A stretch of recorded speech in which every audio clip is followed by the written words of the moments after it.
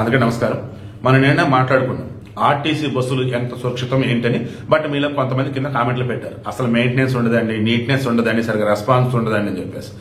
అటు TGRTC Telangana RTC, ఇటు APSRTC ఆంధ్రాకి సంబంధించి ఇద్దరు కూడా ఈరోజు ఆర్టీసీ వాళ్ళు పోటాపోటీగా బాధ్యతగా పోస్టులు పెట్టడం జరిగింది, అప్డేట్ ఇవ్వడం జరిగింది. ఏమని చెప్పున్నారు, మన తెలంగాణకు సంబంధించి చూసుకుంటున్నప్పుడు లహరీ బస్సులు కానీ, ఏపీకి సంబంధించి చూసుకుంటూ ఉన్నప్పుడు అమరావతి కావచ్చు, గరుడ కావచ్చు, ఈవెన్ ఇక్కడ మన దగ్గర చూసుకుంటున్నప్పుడు రాజధాని కావచ్చు. సో రాజధాని అని, గరుడ అని, వెన్నెల అని చెప్పేసి, అమరావతి అని చెప్పేసి ఇలా బస్సులు ఏవైతే ఉన్నాయో, ఏవి స్లీపర్ బస్సులు కావచ్చు, సీటర్ కావచ్చు, ఏసీ కావచ్చు, నాన్ ఏసీ కావచ్చు. నాన్ ఏసీ అన్నప్పుడు సూపర్ లగ్జరీ బస్సులు, డీలక్స్లు, సో ఆల్ట్రా డీలక్స్లు, వీటన్నింటి సంబంధించి కూడా ఈ రోజు వీళ్ళు చెప్పింది ముందుగా. ఈ కర్నూలు బస్సు ప్రమాదం వచ్చేసి దేనికి, అది Vemuru Kaveri travels sleeper bus, అది ఫుల్ ఏసీ. అందులో మెయిన్ జరిగింది ఏంటిది, బ్యాక్ వచ్చేటప్పటికి ఎమర్జెన్సీ ఎగ్జిట్ అనేది ఉండాలి, డోర్ అది లేకపోవడం. ఆ ఫ్రంట్ వచ్చేటప్పటికేమో ఆ ఇంజిన్ కింద నుంచి ఈ బైక్ లాక్కెళ్ళిపోవడంతో ఆ సెన్సార్లు కట్ అయిపోయి మెయిన్ డోర్ లాక్ అయిపోయింది, అది ఓపెన్ కాల. మధ్యలో విండోస్ పగలబడదంటే సుత్తులు లేవు. అండ్ ఫైనల్ గా వెనకాల ఉన్నటువంటి వాళ్ళు ఎన్నో పగలగొట్టి బయటకు వస్తే కొంతమంది బతుకున్నారు, 19 మంది చనిపోయారు. అందులో 18 మందికి సంబంధించి వాళ్ళ బంధువులకు ఆల్రెడీ బాడీలు కూడా అప్పచెప్పారు. ఇంకా ఒకళ్ళు అన్నప్పుడు చిత్తూరు చెందినట్టు ఒక అతను మాత్రం మా నాన్న కనిపించట్లేదు, ఇట్లా వస్తా అని చెప్పాడని చెప్పేసి అతను వచ్చాడు. అతను టెస్ట్ చేస్తూ ఉన్నారు. బట్ అతను డిఎన్ఏ మొత్తం కలెక్ట్ చేసి పెట్టారు. అతను బంధువులు వస్తే వీళ్ళ డిఎన్ఏ కూడా మ్యాచ్ అయితే వాళ్ళకి అప్పచెప్తారు.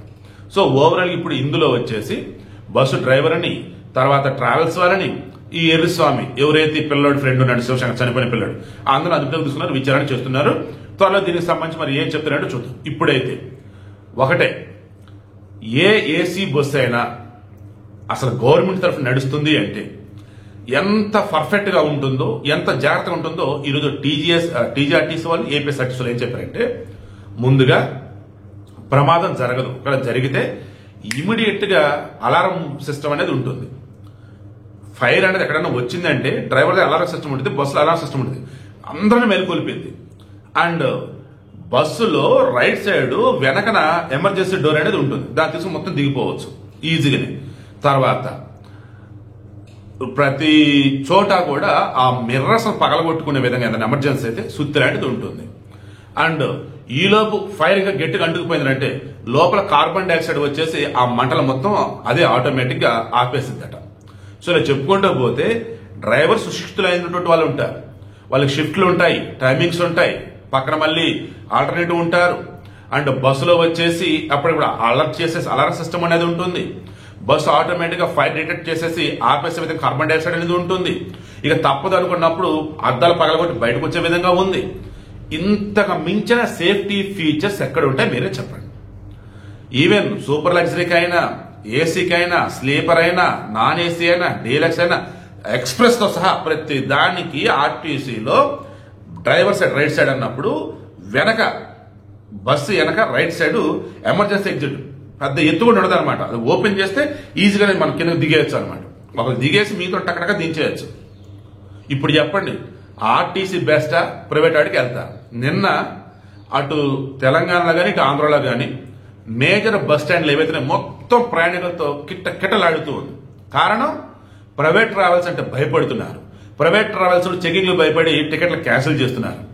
ఆర్టీసీ వాళ్ళు వచ్చేసి ఇన్సిడెంట్ జరగానే వాళ్ళ యొక్క రెస్పాన్సిబిలిటీ తెలుసుకుని అప్పటికప్పుడు బస్సుల సంఖ్య పెంచారు. అది కూడా మంచిగా నీట్గా ఉన్నటువంటి బస్సులు. మరలా చెప్తున్నా, రిక్వెస్ట్ చేసి చెప్తున్నా, నేను ఫాలో అయ్యేదే చెప్తున్నా, ఆర్టీసీ అంత సురక్షితం వేరేది కాదు. ప్రైవేట్ ట్రావెల్స్ వాళ్ళు మీకు ఏదైనా ఎమర్జెన్సీ అవసరం వచ్చేసి ఆపుని అడగండి, నాన్న హడావుడి చేస్తాడు, ముందు ఆపుతా, అక్కడ ఆపుతా, కాసేపు ఆగు, నా టైం వేస్ట్ అదని ఇదని. వాళ్ళు ఆర్టీసీ వాళ్ళు పద్ధతిగా చెప్తారు, ముందుకెళ్ళాక ఆపుతారండి అంటాడు, లేదు అర్జెంట్ ప్లీజ్ అండి అంటే ఓకేనని చెప్పి బెడ్ సైడ్ తీసి ఆపుతారు. ఇది ఆర్టీసీ అంటే మన సంస్థ. ఆర్టీసీ అంటే ప్రయాణికులకు భద్రంగా ఉండటం వాళ్ళకి కావాలి. ఆర్టీసీ అంటే మనందరిది. సో మన ఇంట్లో మనం ఉన్నట్టుగా మనం ఫీల్ అవ్వచ్చు ఆర్టీసీ బస్సులో ప్రయాణం చేస్తే. అవునా కాదా మీరే చెప్పండి. ఇకనైనా ఆర్టీసీని మనం మన సంస్థగా భావించి చక్కగా దానిలో ప్రయాణం చేద్దాం. అండ్ రేవంత్ రెడ్డి గారికి, చంద్రబాబు గారికి రిక్వెస్ట్ చేస్తున్నా, దయచేసి ఈ బెంగళూరు కావచ్చు, చెన్నై కావచ్చు, ఇటు హైదరాబాద్ కావచ్చు, విజయవాడ కావచ్చు, వైజాగ్ కావచ్చు, ఎక్కడైతే మన వాళ్ళు ఎక్కువగా వెళ్తూ ఉంటారో వాళ్ళ యొక్క దాన్ని ఏమంటారు, ఎంతమంది వస్తున్నారు ఏంటంటే ఒకసారి లెక్కలు తీసేసి బస్సులు సంఖ్యత పెంచండి. స్లీపర్ బస్సులు నాకు తెలిసి ఆర్టీసీలు తక్కువ ఉన్నాయి. స్లీపర్ బస్సులు కూడా ఎక్కువ కనుక మీరు పెంచగలిగితే, అండ్ బాడీ మెటీరియల్ మీకు మెయిన్ ఇది చెప్పాలి. ఈ బాడీ మెటీరియల్ ఏదైతే ఉందో చాలా స్ట్రాంగ్ అండ్ స్టాండర్డ్ మెటీరియల్తో ఆర్టీసీ బస్సులు తయారవుతాయి.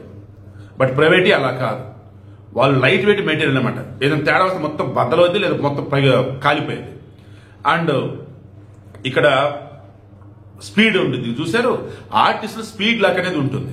ప్రైవేట్ బస్సులు అలా ఉండదు, వాళ్ళ ఇష్టం. ఇంకా మన కర్నూలు బస్సు ప్రమాదం కూడా స్పీడ్ లాక్ ఉన్నా జరిగేది కాదు, డ్రైవర్ ఎక్స్పర్ట్ అయినా జరిగేది కాదు, అలారం సిస్టమ్ ఉన్నా జరిగేది కాదు. ఓవరాల్ గా ఏ మాత్రం స్పృహలో ఉన్న ఆ డ్రైవర్ కానీ ఇంకా ఆ సంస్థ కానీ ఇంత ఇష్యూ అయితే జరిగేదే కాదు. బట్ 11 మంది అండ్ ఆ పిల్లడు శివశంకర్ నిజంగా అన్యాయంగానే చనిపోయారు. శివశంకర్ మాత్రం చేతులారా చేసుకున్నాడు. బట్ రిమైనింగ్ 11 మాత్రం ఈ డ్రైవరే చనిపోయాడు.